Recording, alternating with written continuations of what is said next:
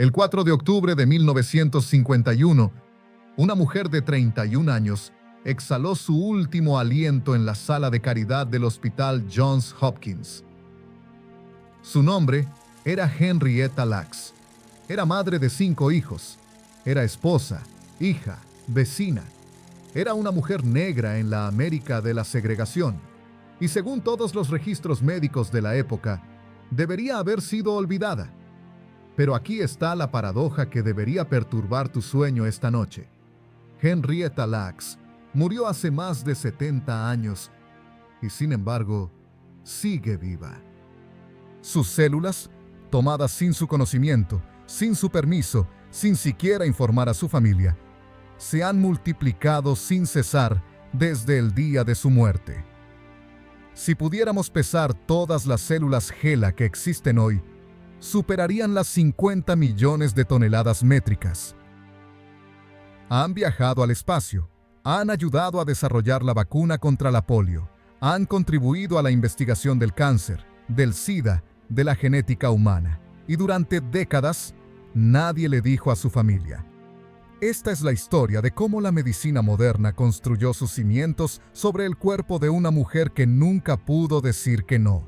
Y es también la historia de un siglo entero donde ciertos cuerpos, cuerpos pobres, cuerpos negros, cuerpos de mujeres, fueron considerados territorios de conquista científica. Para entender lo que le sucedió a Henrietta Lacks, primero debemos entender el mundo en el que vivió. Un mundo que muchos prefieren olvidar. Henrietta Loretta Pleasant nació el 1 de agosto de 1920 en Roanoke, Virginia. Su madre murió durante el parto de su 10º hijo, cuando Henrietta tenía apenas 4 años. La familia, demasiado pobre para cuidar a todos los niños, los repartió entre parientes.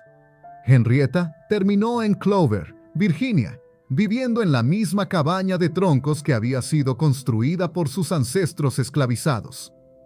Leamos esa frase de nuevo. La misma cabaña. Las cadenas físicas de la esclavitud habían sido abolidas hacía apenas 6 décadas, pero la arquitectura de la opresión permanecía intacta. Trabajó en los campos de tabaco desde niña. Se casó con David Lacks a los 20 años. Tuvieron 5 hijos. En 1941, la familia emigró a Turner Station, Maryland, buscando trabajo en los astilleros durante la Segunda Guerra Mundial. Era parte de la Gran Migración. Millones de afroamericanos huyendo del sur rural hacia las promesas incumplidas del norte industrial. Henrietta era conocida por su risa contagiosa, por pintar sus uñas de un rojo brillante, por bailar con una energía que iluminaba cualquier habitación. Sus primos la recordaban como alguien que hacía sentir a todos que eran especiales. En enero de 1951, Henrietta sintió algo extraño, un nudo, una presencia dentro de ella que no debería estar ahí. Acudió al Hospital Johns Hopkins. No porque fuera el mejor hospital, que lo era, sino porque era el único hospital en la zona que aceptaba pacientes negros. Incluso entonces, los pacientes afroamericanos eran atendidos en salas segregadas, los llamados pabellones de caridad, donde el tratamiento gratuito venía con un precio invisible que nadie explicaba. El Dr. Howard Jones la examinó y encontró un tumor en su cuello uterino, pero no era un tumor cualquiera. Era, en sus propias palabras, diferente a todo lo que había visto antes. Una masa púrpura, brillante, que parecía casi agresiva. Lo que sucedió después cambiaría la historia de la medicina y arruinaría la paz de una familia durante generaciones. El 5 de febrero de 1951, Henrietta regresó para recibir tratamiento. Firmó un formulario de consentimiento.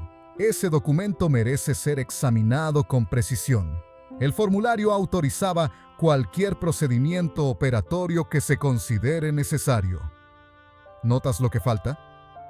No hay mención de investigación.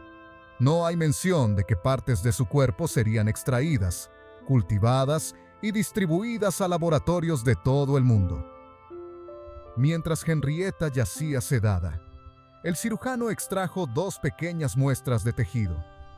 Estas fueron enviadas al laboratorio del Dr. George Otto Gay, quien llevaba décadas intentando algo considerado imposible: cultivar células humanas que sobrevivieran indefinidamente fuera del cuerpo. Cada intento anterior había fracasado. Las células humanas morían en días. Pero las células de Henrietta eran diferentes. No solo sobrevivieron, florecieron, se duplicaban cada 24 horas. Eran extraordinariamente resistentes.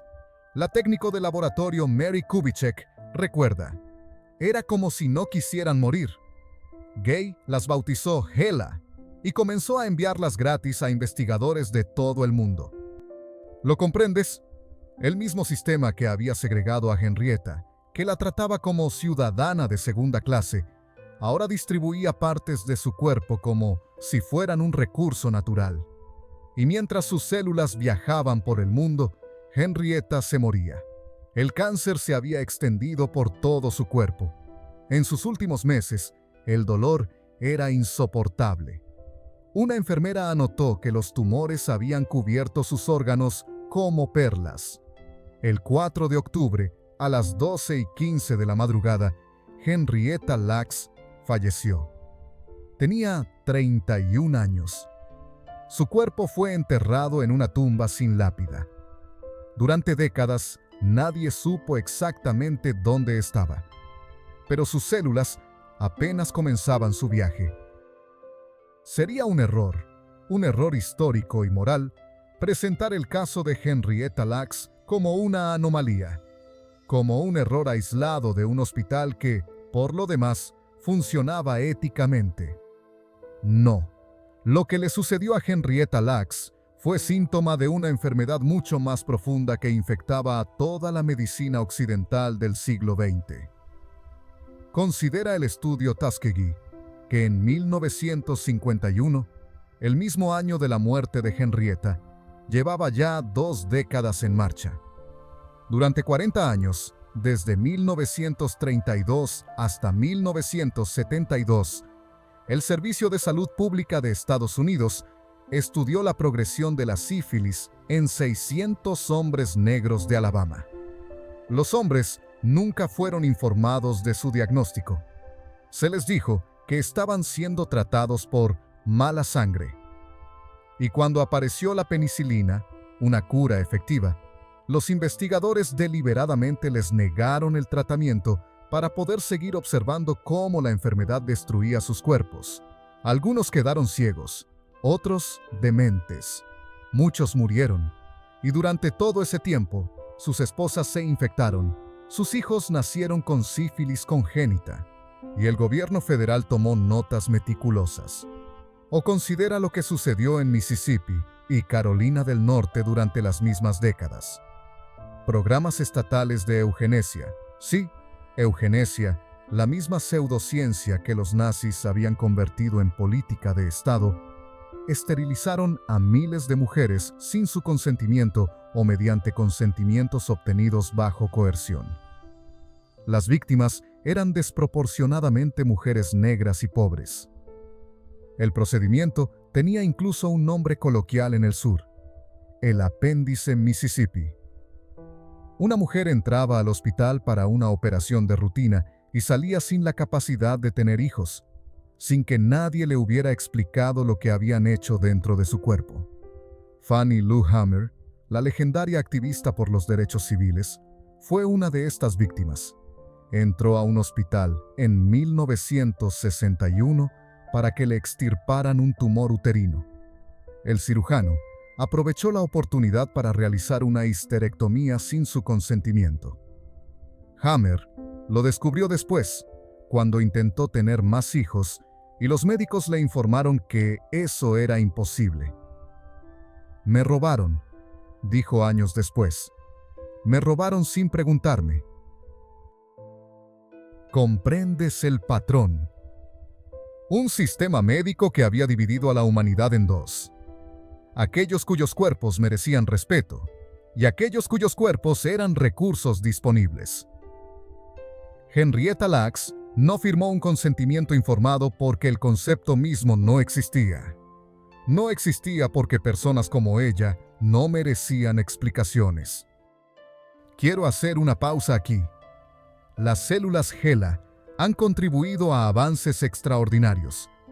La vacuna contra la polio, investigación sobre cáncer, VIH, genética, han salvado millones de vidas.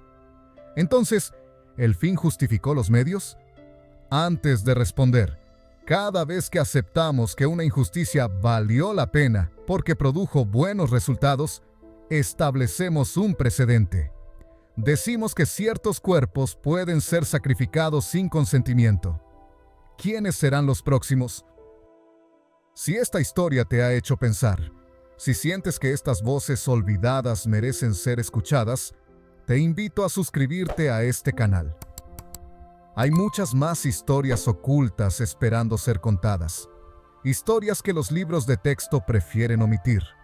Historias que nos recuerdan que el progreso, sin justicia, es solo otra forma de violencia. Continuemos. Ahora, llegamos a la parte de esta historia que, personalmente, me resulta más difícil de narrar. Durante más de 20 años después de la muerte de Henrietta, su familia no supo nada sobre las células HeLa. David Lacks crió a sus 5 hijos solo, en la pobreza, sin seguro médico, mientras las células de su esposa generaban una industria multimillonaria. La revelación llegó en 1973, de la forma más casual y cruel posible. Un investigador del Hopkins llamó a la casa de los Lacks. Quería muestras de sangre de los hijos de Henrietta para un estudio sobre las células HeLa. La nuera que contestó el teléfono, confundida, creyó que le estaban diciendo que su suegra había sido clonada, que de alguna forma estaba viva en un laboratorio. Imagina esa llamada. Imagina no tener el contexto científico para entender lo que te están diciendo.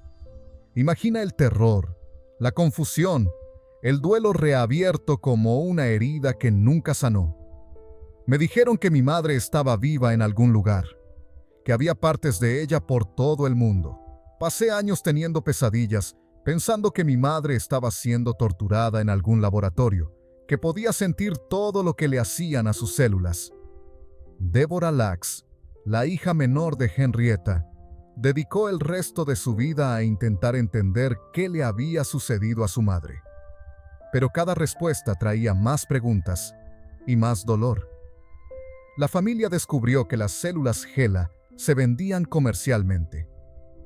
Un vial podía costar cientos de dólares. Empresas biotecnológicas habían patentado variaciones de las células de Henrietta. Científicos habían ganado premios y construido reputaciones estudiándolas. Y la familia Lacks no podía pagar el seguro médico. ¿Comprendes la obscenidad de esta situación? Los descendientes de Henrietta Lacks, herederos biológicos de las células más valiosas de la historia médica, no podían permitirse ir al médico.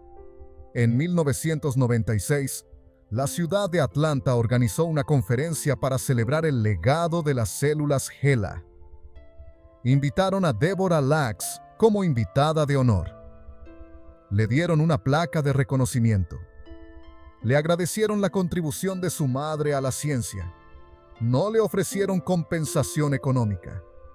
Deborah Lacks murió en 2009, sin haber recibido nunca un centavo por las células de su madre. Murió preguntándose si Henrietta había sufrido, si de alguna forma seguía sintiendo lo que le hacían a sus células en laboratorios de todo el mundo. Hoy, gracias al caso de Henrietta Lacks, el consentimiento informado es requisito legal en la investigación médica. Los pacientes deben ser informados cuando sus tejidos serán utilizados. Estos cambios son importantes, son insuficientes. En 2021, la familia finalmente demandó a una compañía biotecnológica.